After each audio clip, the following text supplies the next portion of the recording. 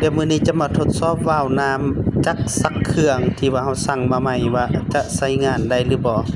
เดี๋ยวไปเบิ่งนำกันเลยตัวนี้ตัวเก่าเด้ออันนี้ตัวที่ว่าสั่งมาใหม่เดี๋ยวเราจะกดสอบเบิ่งว่ามันสามารถใช้งานได้บ่ก่อนอื่นหมดเราต่อน้ำเข้าวาล์วน้ำก่อน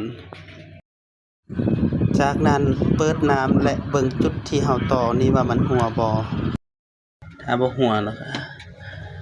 โอเคคันถ้าบ่หัวละจากนั้นนำปลั๊กเสียบมาต่อ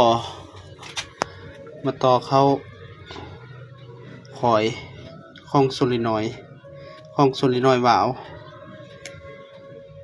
ต่อปลั๊กเสียบใส่หลังจากต่อสำเร็จแล้วเรามาลองเสียบไฟเบิ่งว่าวาล์วน้ำเราใช้ได้บ่เดี๋ยวจะลองเสียบไฟ220เบิ่งว่าวาล์วน้ำใช้ได้บ่ถ้าวาล์วน้ำใช้ได้น้ำจะออกถ้าวาล์วน้ำใช้บ่ได้ก็น้ำจะบ่ออกเดี๋ยวเราลองเสียบไฟเบิ่งนำกันเสียบ